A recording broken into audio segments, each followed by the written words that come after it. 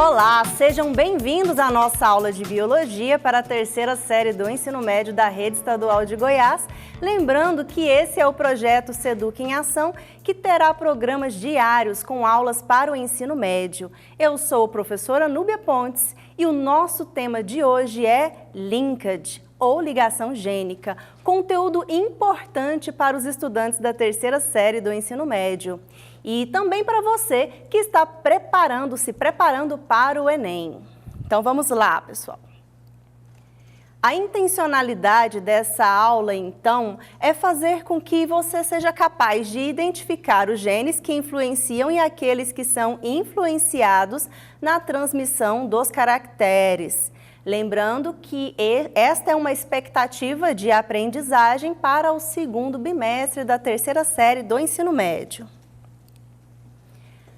Provavelmente você já sabe que um par de genes alelos pode ser responsável pela determinação de uma característica. Então hoje nós vamos nos aprofundar mais nos conhecimentos da genética e você será capaz de analisar simultaneamente características determinadas por dois ou mais pares de genes alelos.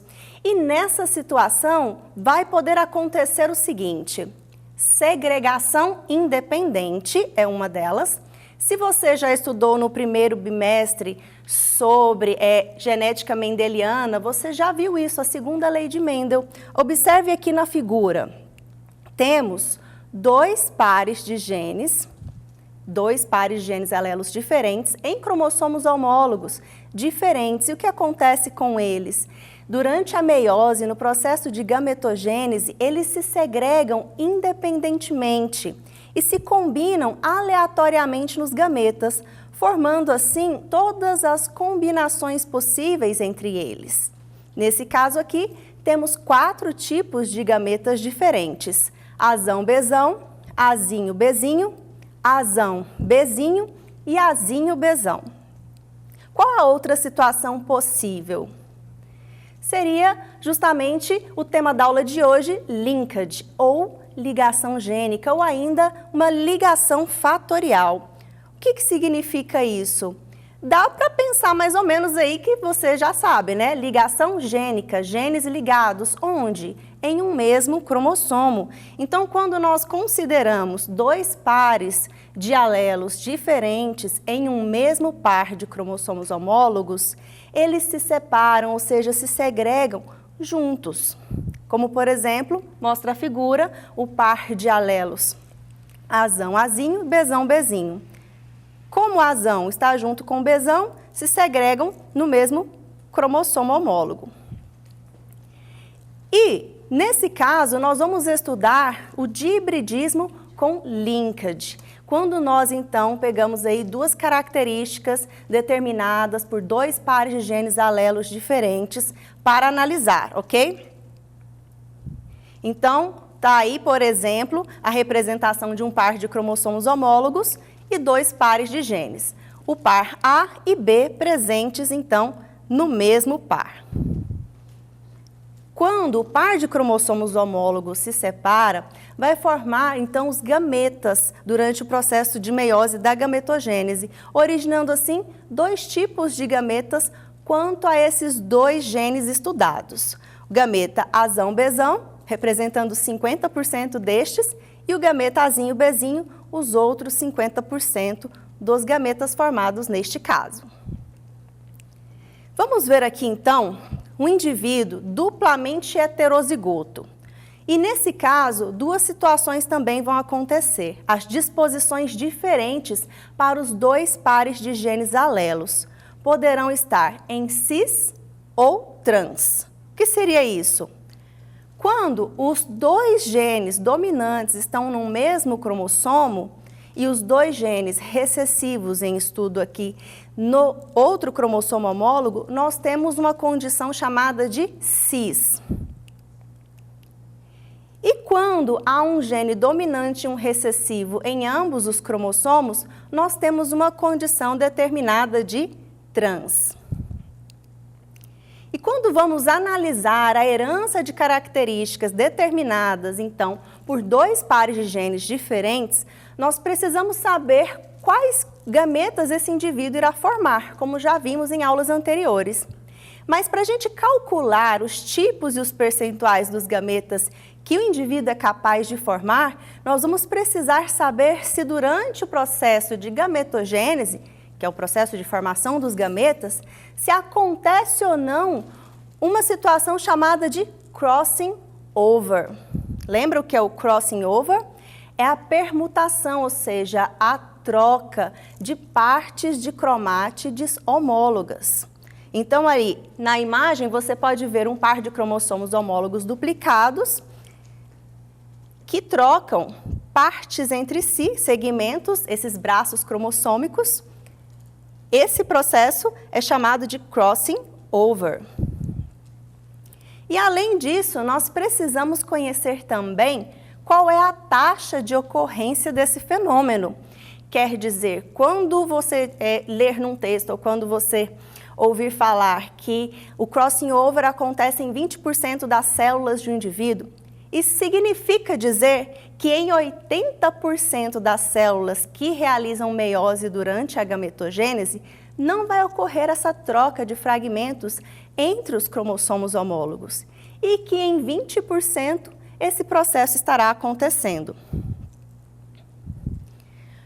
Quando ocorrer ou não esse fenômeno do crossing over, vamos costumar dizer que o linkage pode ser de dois tipos: total, completo, ou um linkage parcial, incompleto. Qual a diferença? Observa a figura que você vai compreender.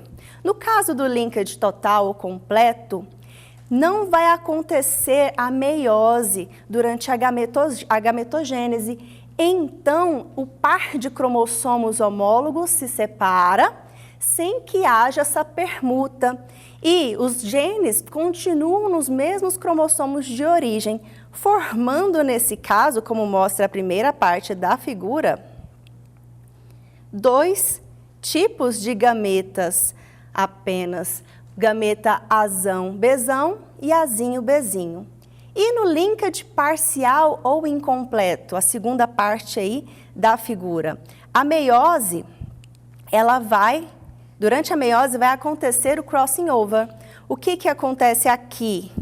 A permuta destes segmentos de cromátides homólogas. Então, os genes trocam de lugar nos cromossomos e nessa situação nós vamos ter 4 tipos de combinações possíveis entre estes dois genes A e B, tá? Como mostrado aí na figura, formando gametas azão-bezão, azão-bezinho, azinho-bezão e azinho-bezinho.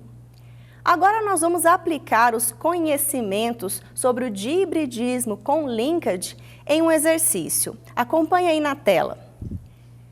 Considere que um indivíduo de genótipo azão, azinho, bezão, bezinho, os genes azão e bezão estão situados em um mesmo cromossomo. Considere também que 40% das células desse indivíduo haverá, durante a gametogênese, formação dos gametas, ocorrência de crossing over. Quantos tipos de gametas e seus respectivos percentuais esse indivíduo será capaz de produzir? Então, você que acompanhou a leitura aí comigo, se você ainda não entendeu, calma que vamos por partes. Primeira parte, anote o genótipo que foi mostrado no exercício. Nesse caso, o indivíduo, ele é um duplo heterozigoto. Ele é azão, azinho, bezão, bezinho. Quantos tipos de gameta esse indivíduo será capaz de produzir?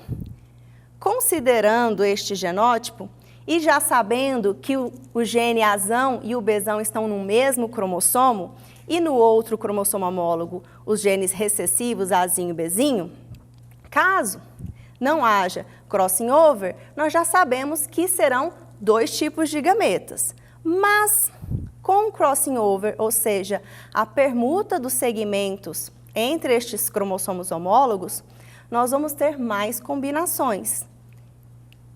Neste caso, os gametas que não resultaram da gametogênese onde não ocorreu o processo de crossing over são chamados de parentais, enquanto que aqueles onde ocorreu o crossing over são chamados de recombinantes. Então agora vamos considerar todas as células, todas significa 100% das células que iniciam a gametogênese. Lá no enunciado diz que em 40% delas aconteceria o crossing over. Quer dizer que então, em 60% das células que entram em meiose durante a gametogênese, esse fenômeno não ocorrerá. Então é sem crossing over. Se a gente já sabe que a partir daí só se formam 2 tipos de gametas, azão-bezão e azinho-bezinho, cada tipo representa que parcela? 30%. E com crossing over, os 40% das células restantes? São 10% de cada tipo, 4 tipos de combinações diferentes entre os genes A e B. Então, consolidando o resultado numa tabela para facilitar aí, nós já sabemos que os gametas parentais representam 40% cada. Ah, mas de onde surgiu esse 40%? Lembra lá dos 30% sem a recombinação, sem crossing over, mais os 10% recombinantes, está aí os 40% de gametas azão-bezão. Da mesma forma, os 40% de gametas azinho-bezinho. Enquanto que os recombinantes representam apenas 10% cada desse total. Então, pessoal, por hoje é só. E na próxima aula, na sequência, vem a professora Lia, após o intervalo, com aula de inglês para a 3ª série do ensino médio.